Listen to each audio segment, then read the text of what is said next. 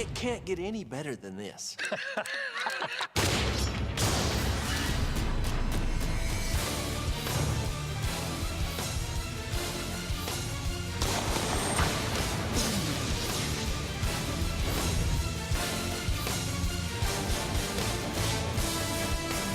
It's time for business. How excited are you?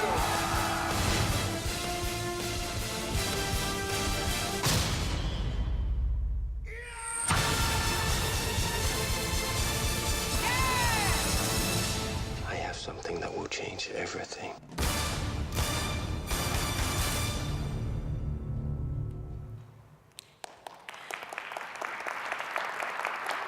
Ladies and gentlemen, help me welcome Tim Nolan.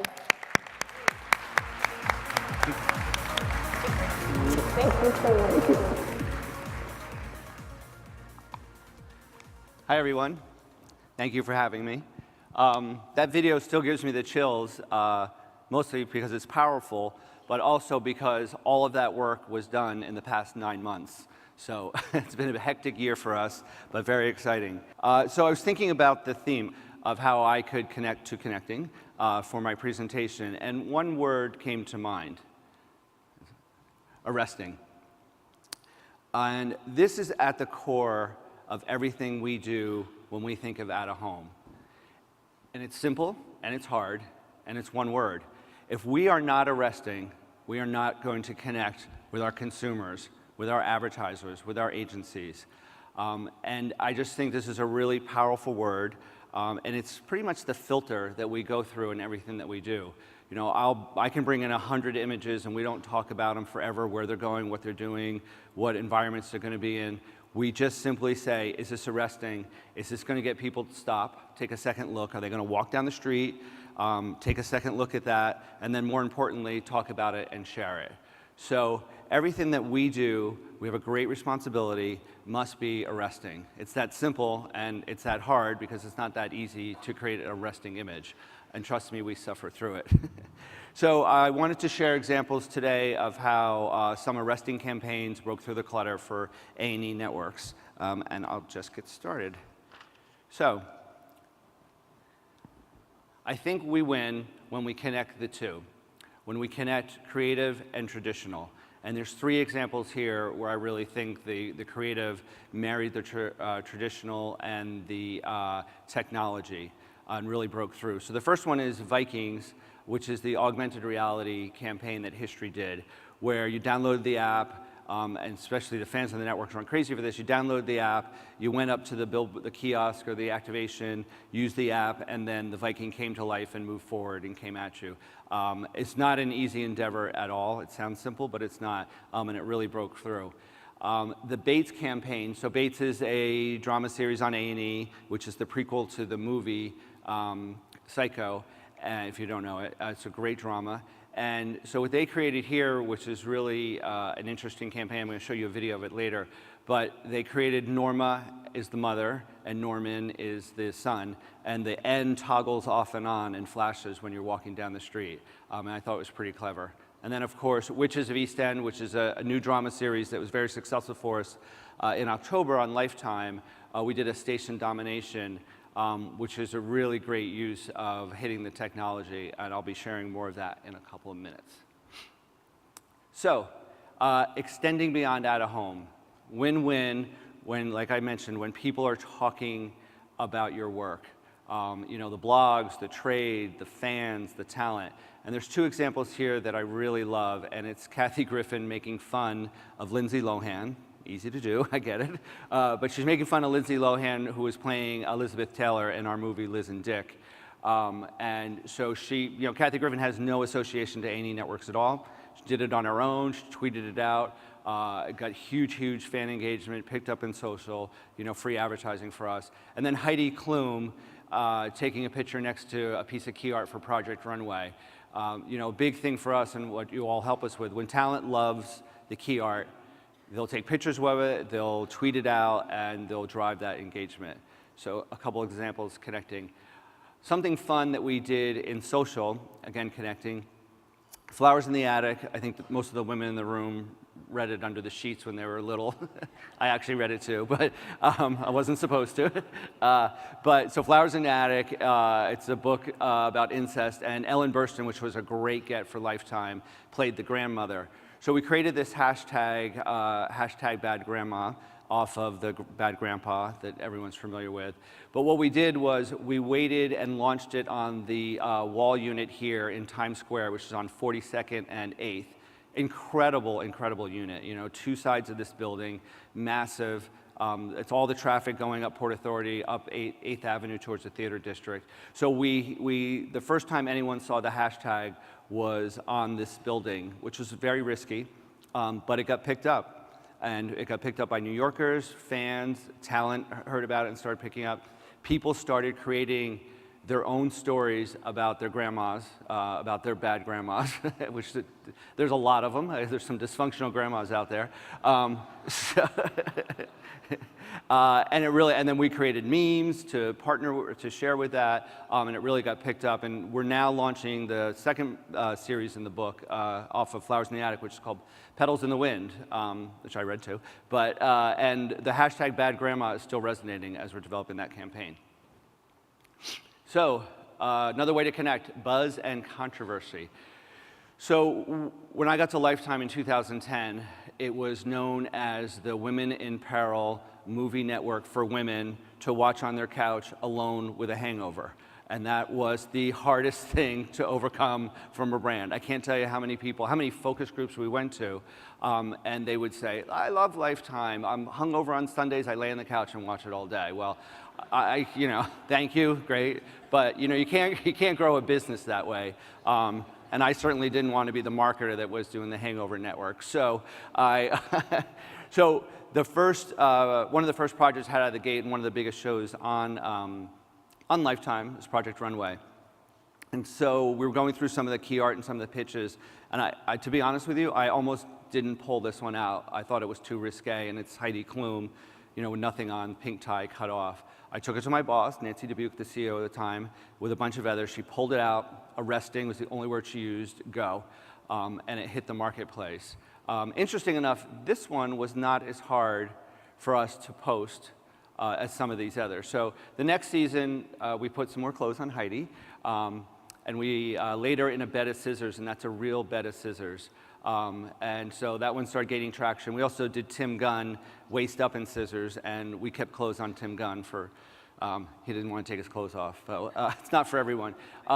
Thank you, right. No, he's a lovely guy. And then the next season, this is the real kicker. So we got tired, we didn't want to go the nudity route anymore with Heidi. So we let Heidi, hold court. Her and Tim were royalty up there, and we decided to make the models naked. And this was the hardest piece of key art to get up. It got rejected everywhere. And it got rejected so much that we put bathing suits on them, which I did not want to do.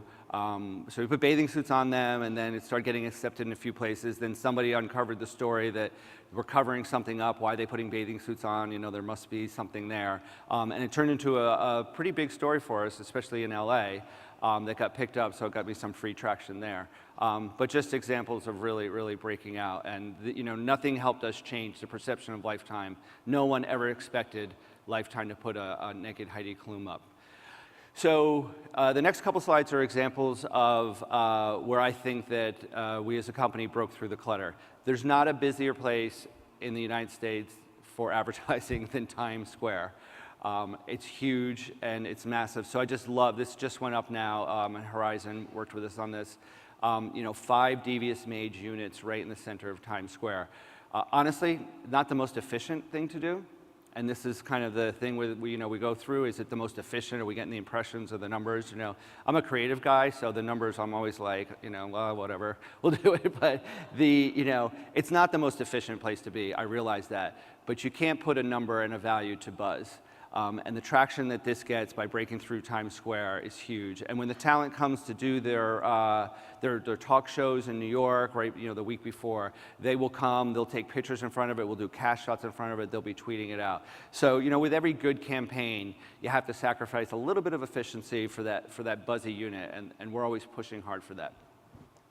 Another great example is when I was at History Channel, we launched Ice Road Truckers, a show in the frigid Canadian ice lakes where you drive trucks across the road, freezing cold, and we launched it in June, which I don't know why, but so we got a freezing cold show launched in June. And I thought this was very clever, and at the time, it was a very unique piece of technology where the steam was coming out and the smoke was coming out of the top of the truck.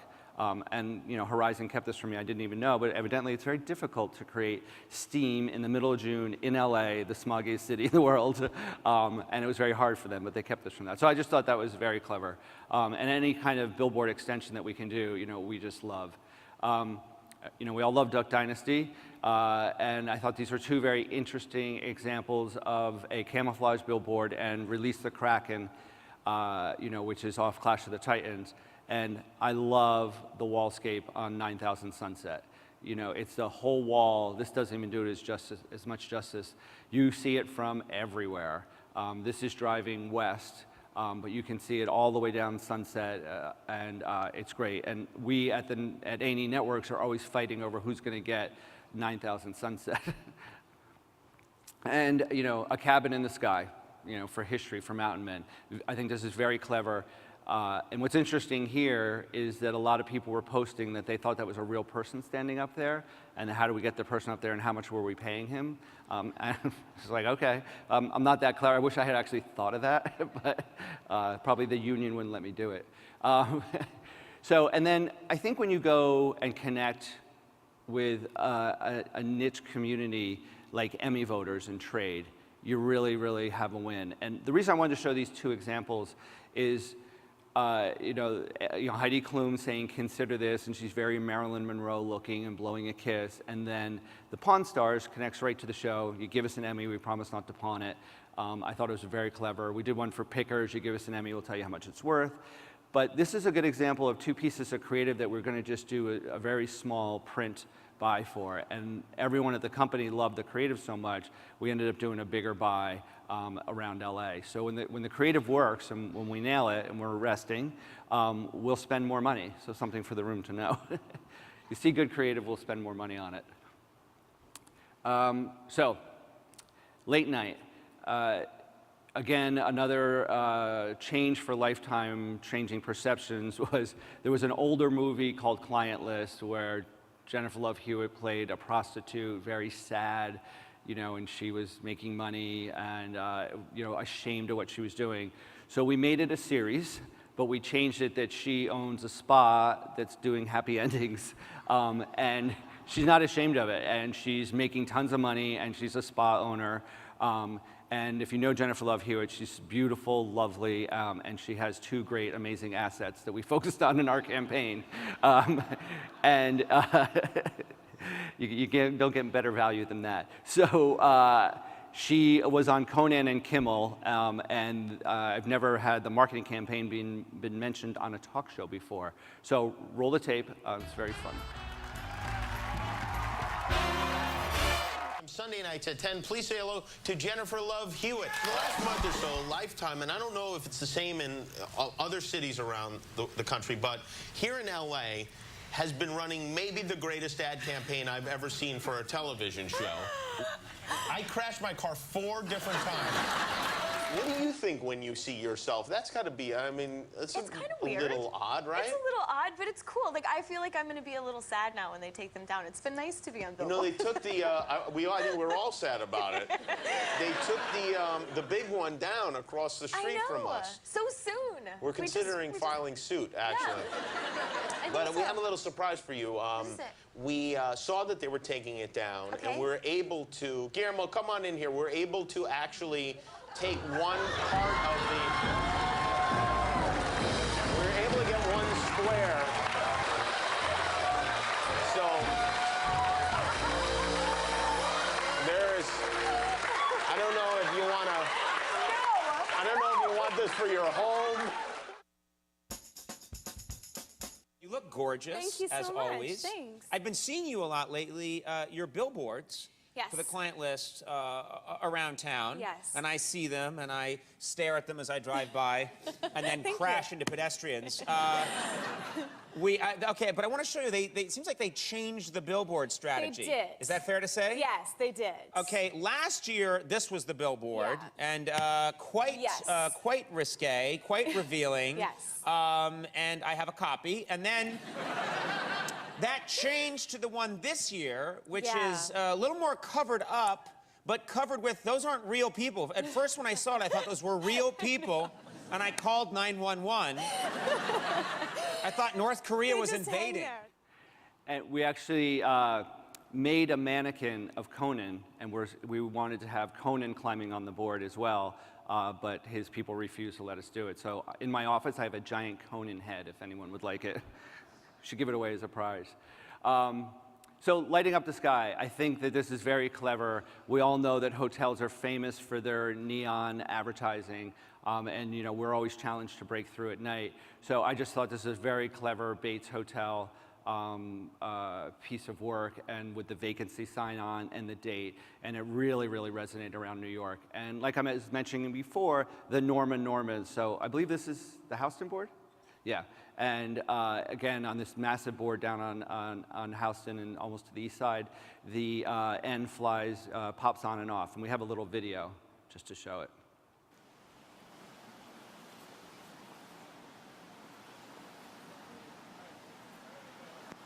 So I saw a lot of people walking down the street, taking a step back and trying to figure it out, but it truly plays into the fan base of the show. So in the experiential space, I just want to talk a little bit about Vikings. You know, for us, for all of our networks, especially for Lifetime, you know, as the shows get more equity, as there's season 1, 2, 3, and 4, you get the opportunity to start to break out and go into, you know, festivals and music and places like South by Southwest and Comic-Con. So we're actually all going to be at Comic-Con this year, which is great. But last year, Vikings took over the parking lot next to Comic-Con with a complete Vikings experiential experience. They had a 50-foot river where you could ride these longboats down the river. They had a feast that you could get into. They also had a panel, and they had a meet and greet with talent. They said that they were turning people away. The traffic was huge. But what's really interesting is that Vikings was out of season, and it was in the summer, and all of the key art from season 1, people were bringing key art and things from magazines for the cast to sign, and all the key art was still working from season 1 and all over there. So, cinema. We love cinema. You know, there's no better environment to have that captured audience who's going to a massive theater, who's there to already be entertained. They want to be served great content. It's an amazing environment. So we used Bonnie and Clyde for our last big cinema campaign. And I don't know if you don't know, but Bonnie and Clyde was a 2-night movie that was the first time we ever simulcast something across A&E history and Lifetime. So the challenge with the At-A-Home campaign was to create something, a bit of a timeless piece of creative, because you don't want to do, you know, a historical drama just for history, or something in the crime space for A&E, or a big movie for Lifetime. So we kind of created this timeless, or we did create this timeless, where they're smoking cigars, kind of satisfied after probably murdering someone and robbing a bank. And they have blood splattered on their faces. And then we used a music video for the cinema. And so play the tape. Claude? I've always loved you, Bonnie. I was 5 and he was 6. We rode on horses made of sticks. He wore black and I wore white. He would always win the fight. Bang, bang. He shot me down. Bang, bang. I hit the ground. Bang, bang. That awful sound. Bang, bang. My baby shot me down. Don't mess with Bonnie and Clyde. Bang, bang. He shot me down. Bang, bang. I hit the ground. Bang, bang. That awful sound. Bang, bang. My baby shot me down.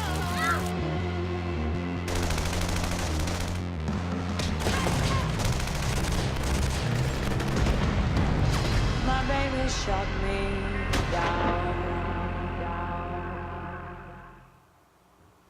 was great. It was a massive campaign. Next to Hatfields, it's the largest movie we've ever launched. So Witches of East End that I mentioned earlier with Jenna Dewan Tatum, a new show about a family of witches on Lifetime that's living in present day, trying to hide their magic, and it's a pretty clever series. And we also we needed to break through the clutter. You know, freaking American Horror owns the space now, and we were launching right at the same time. So we're looking for different activations where we could really break through and be surprising. One of the things we did was create a green eye that glowed at night when you walked around. So it popped during the day, but at night it really glowed. And then all the talent had this kind of pixelated, broken character pieces that we did. But what was really excited about is we took over a station domination with Horizon and Pearl Media in Columbus Circle. And if you haven't been there, Columbus Circle, you know, there's entrances all over the place. It's a cavernous tunnels going everywhere and up into the Time Warner building.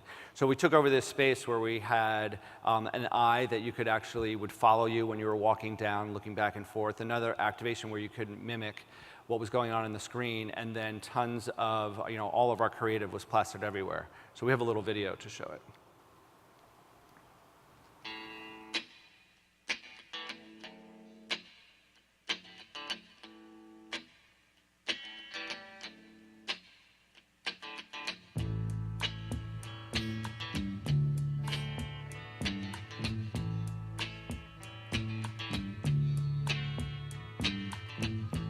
When I look out my window,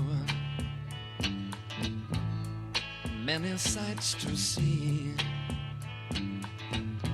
And when I look in my window,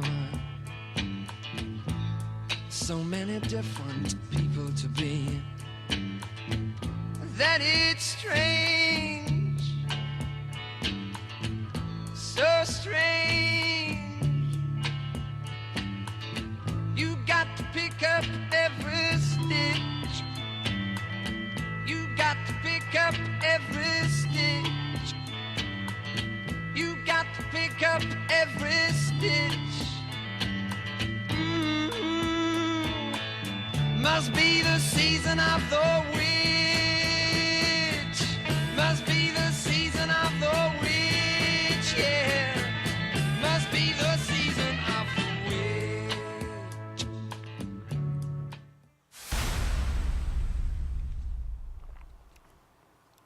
Great. So,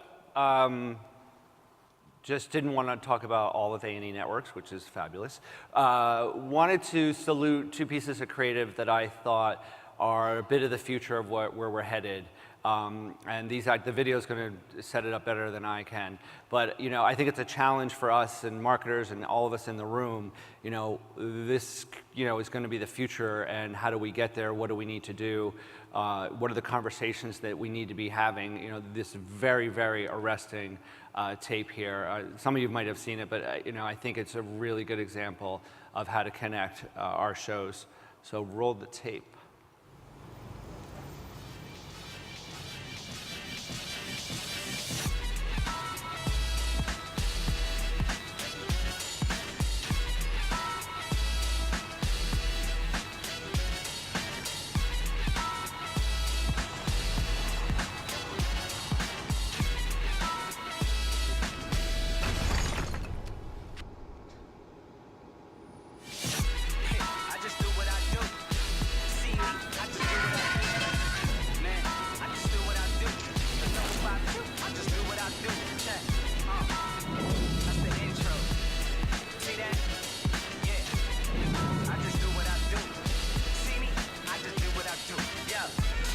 Let me flip this script. I feel privileged for all who can witness this.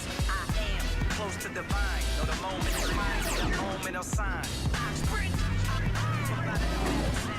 To all the squares that ask around, we getting it. My skills pay me. I'm trying to get a million, baby, with an adopted flow that God gave me. Me now. Tell whoever runners that they spot is temporary till I think I got that one. Tell Miss I'm on my wealth tip. So when we cash out soon, I'm just investing.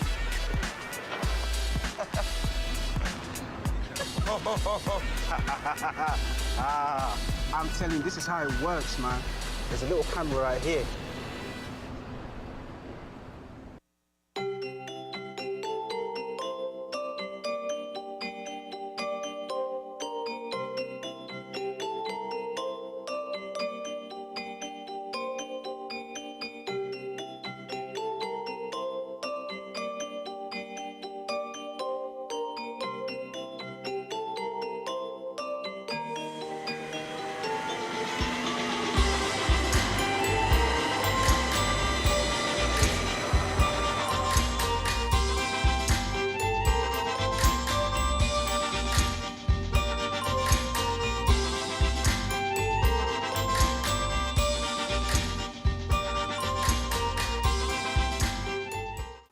Great.